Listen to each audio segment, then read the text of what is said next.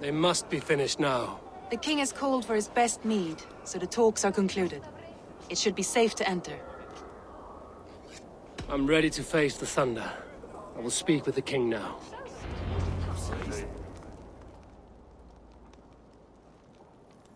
Excellent, King Styrbjorn.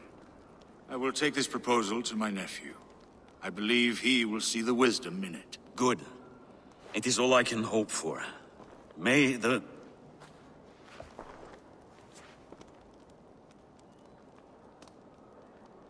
May the winds favor your voyage, Guthormer.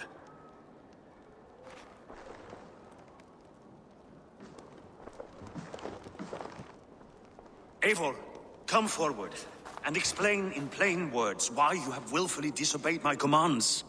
Do you mock me? I do not mock you, King. I mean to embolden you, against your enemies, and your own poor judgment. You know nothing of my judgment. You know nothing of my plans and strategies. Sigurd would agree with me. My son might agree with you, but he would obey me. He knows his place. Not as well as he knows his father. Imagine you are harassed by an enemy with warriors that vastly outnumber your own. What profit does open war bring? Would it not be better to work quietly through diplomacy, gaining alliances? Waiting until the day our numbers outweigh our enemies, and our victory is guaranteed.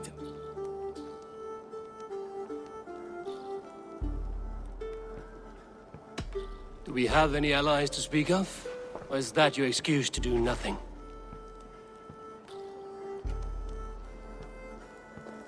Your confidence blinds you to so much in plain sight, Eivor.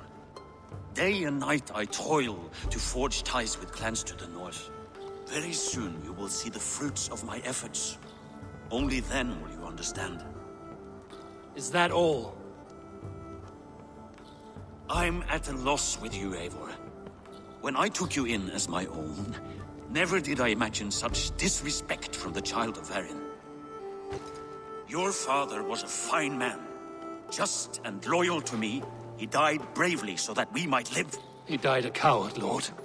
A fate I will not mirror. Why do you carry such a useless burden? Let it go! Think only of the days to come, of your future and the victories at hand. My honor has been stained. Until it's wiped clean, I want nothing else.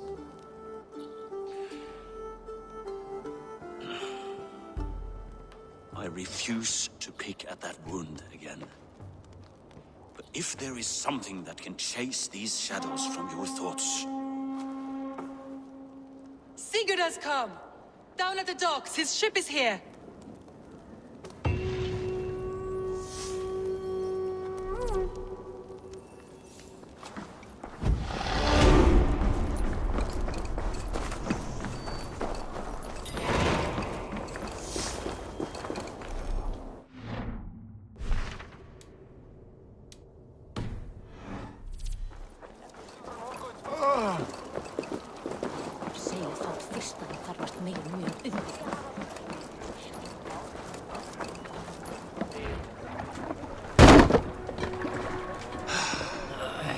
Hey, careful with that one.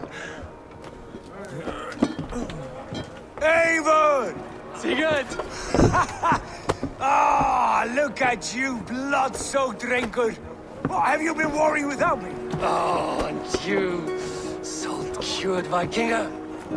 I smell the stink of a dozen kingdoms in your beard. It's just the start. Randvi, my dear wife, your husband returns. Bringing gifts and riches to share. And new friends, I see. Yes. Basim and Hytham. We met in Miklagard, and they showed me her buried secrets. We are grateful to Sigurd for his invitation, and eager to pay tribute to your king. My brother is always very careful with the company he keeps, if you're standing safely beside him. He must like you. Ah, Eivor. Save the introductions until our bellies are full. I will see my father. Tell him of my time away. This morning we traded with a ship passing south. They told us Eivor the Wolf-Kissed was captured by Kjotve's men. They must have cut the tale short. I killed my captors and recovered my crew. And for that your father scolded me. You know where I stand, brother. Nothing short of war will dislodge Kjotve from our lands. But he disagrees. I know. Father thinks too much and acts too little. Today that changes. I promise you.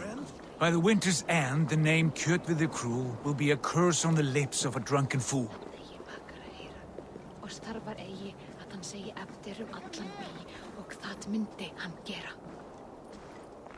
My son! Welcome home! Father.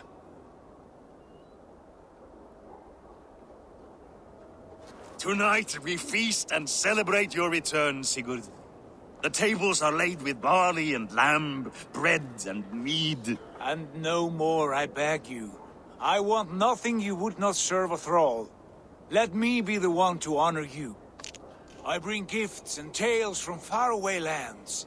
After 2 winters away, I am full up with both. Very well, very well. Come inside. And when we are fat and satisfied, Father, we will talk of Kjotve and his clan, and how we may end their terror, once and for all. He has dogged us too long, shamed us for too many seasons. I know this. Eivor knows this. It ends now. Yes, of course, when the time is right.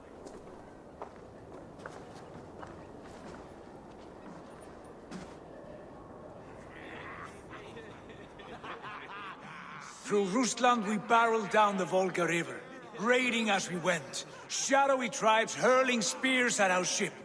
At Miklagard, we saw men bedecked in riches as vibrant as the Bifrost itself.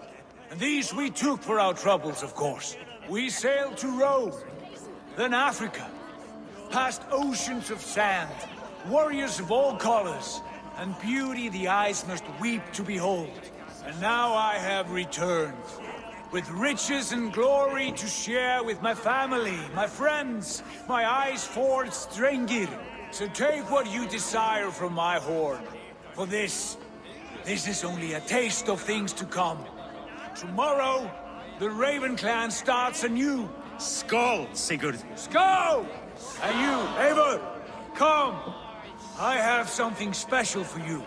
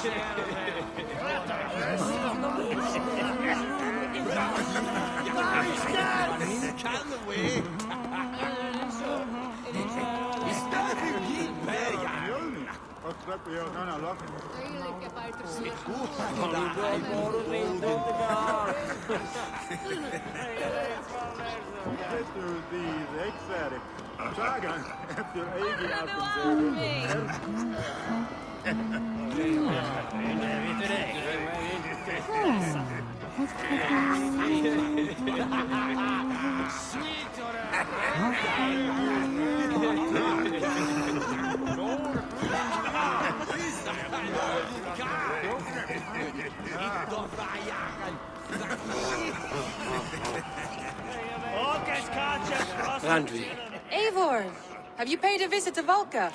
I did. And? It is... I understand. Your bed will be warm tonight, with your husband returned. That must be a good feeling. It is a different feeling.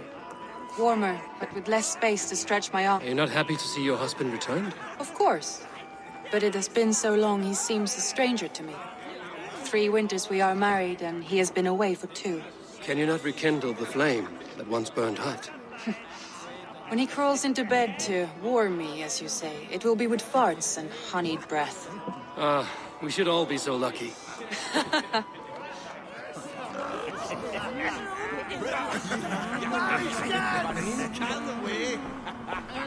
Sigurd has raised the reputation of this clan to new heights, Lord. Oh, but we could have. Had Sigurd spent his last 2 winters here, in Fornburg, defending our land. You always said we needed more warriors to fight Kjotve. And for warriors, we need wealth. The wealth he brings will not buy us an army. You talk like a man with 1 foot in Helheim. Have you no plan of your own to rid this land of our enemy? I do, but it will fall to you and Sigurd to accept it. If you so order it, my king, it will be done. You have my axe until the end.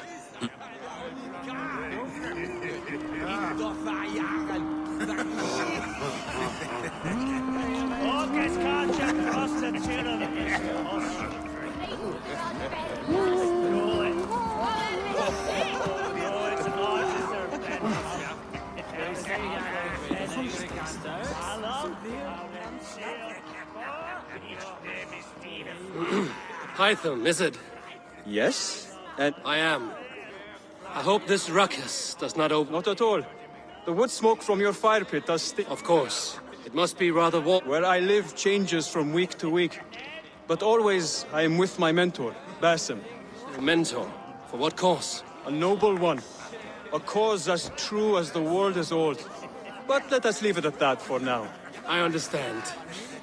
But if you hope to stay tight-lipped for the rest of the night, keep clear of Tekla's mead. Ah, thank you for the warning. It will not be a problem.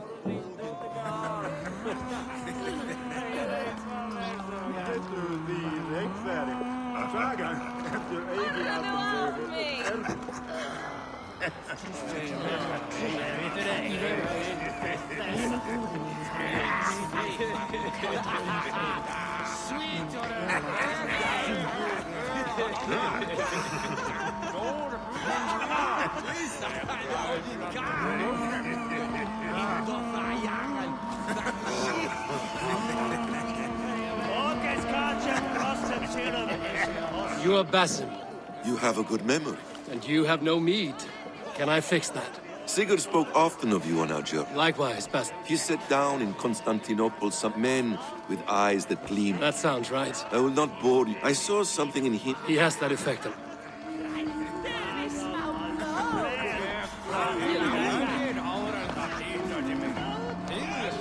I thought long and hard.